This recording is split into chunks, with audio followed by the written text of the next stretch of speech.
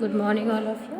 मैं नीतू शर्मा STCM महाविद्यालय की तरफ से आपका स्वागत करती हूँ। आज हम पढ़ने जा रहे हैं बॉटनी का टॉपिक है आपका ऑस्मोसिस।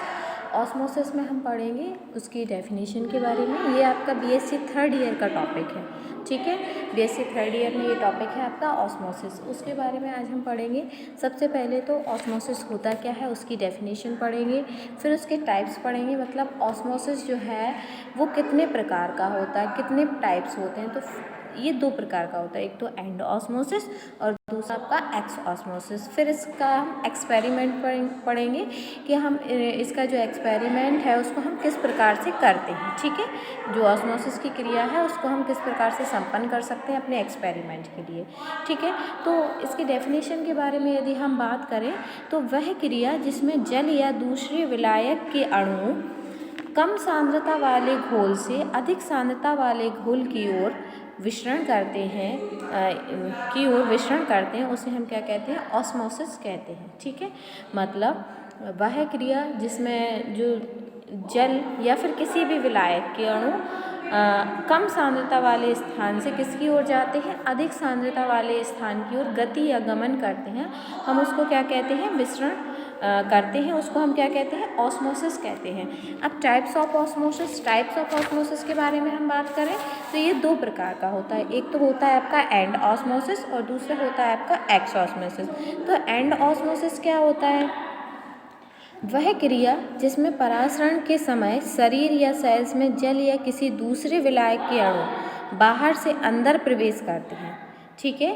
तो वह क्रिया जिसमें परासरण के समय मतलब ऑस्मोसिस के समय शरीर या सेल्स में जल या किसी दूसरे विलायक के अणु, जल के या फिर किसी भी अन्य विलायक के अणु बाहर से अंदर प्रवेश करते हैं। बाहर से कहाँ जा रहे हैं, वो सेल के अंदर या फिर शरीर के अंदर जाते हैं, तो इसे एंड ऑस्मोसिस कहते हैं। मतलब वो बाहर से जा रहे हैं तो हम क्या कहेंगे इस क्रिया को, एंड ऑस्मोसिस। मतलब वह क्रिया जिसमें परासरण के समय शरीर या सेल्स में जल या किसी दूसरे विलायक के अणु बाहर से अंदर की ओर प्रवेश करते हैं, तो हम इसे क्या कहते हैं, एंड ऑस्मोसिस कहते हैं, ठीक है। इस क्रिया में सेल्स फूल जाती हैं क्योंकि बाहर से कोई पदार्थ उसके अंदर जा रहा है, तो क्या हो जाती है, सेल्स जो है वो फूल जाती हैं।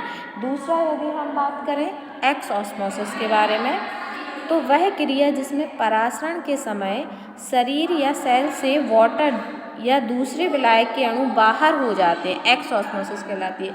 इस एंड ऑस्मोसिस में क्या हो रहा था, जलीय विलायक के अणु सेल या मतलब शरीर के अंदर जा रहे थे, जबकि एक्स ऑस्मोसिस में क्या हो रहा है, जल या विलायक के अणु कहाँ जा रहे हैं, वो बाहर गति कर रहे हैं, बाहर जा रहे हैं, इसलिए हम इसको एक्स ऑस्मोसिस कहते हैं।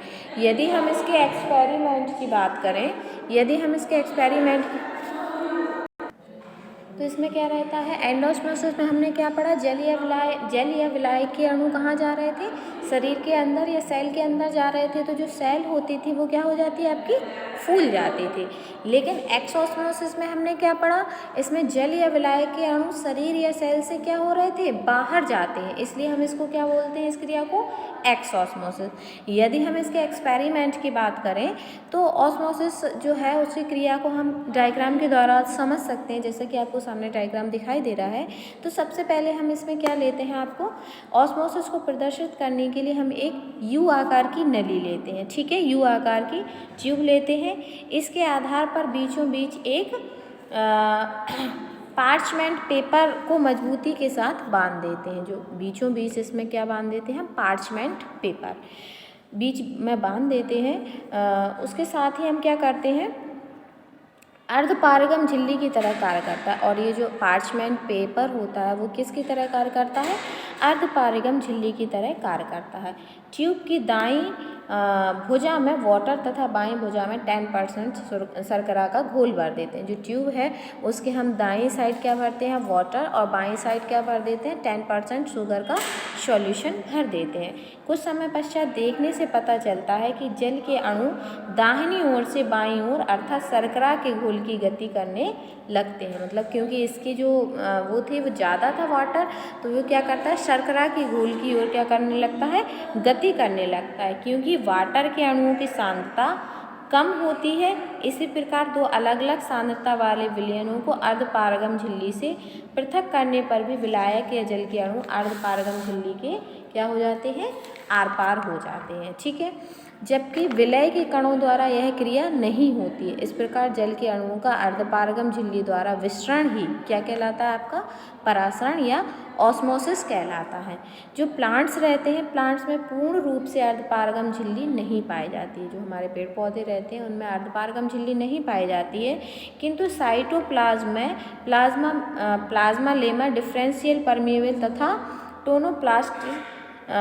टोनोप्लास्ट सेलेक्टिविटी परमिएबल होती है। इनके द्वारा परासरण की क्रिया होती है। लेकिन प्लांट्स में क्या रहता है, अर्धपारगम झिल्ली तो नहीं पाई जाती है, लेकिन उनमें एक डिफरेंशियल परमिएबल पाई जाती है, जो कि क्या करती है, परासरण की क्रिया को संपन्न करती है। मैं आपको एक बार ये डायग्राम और समझा दे रही हूँ, उसके द्वारा आप उसको समझ सकते हैं थोड़ा सा।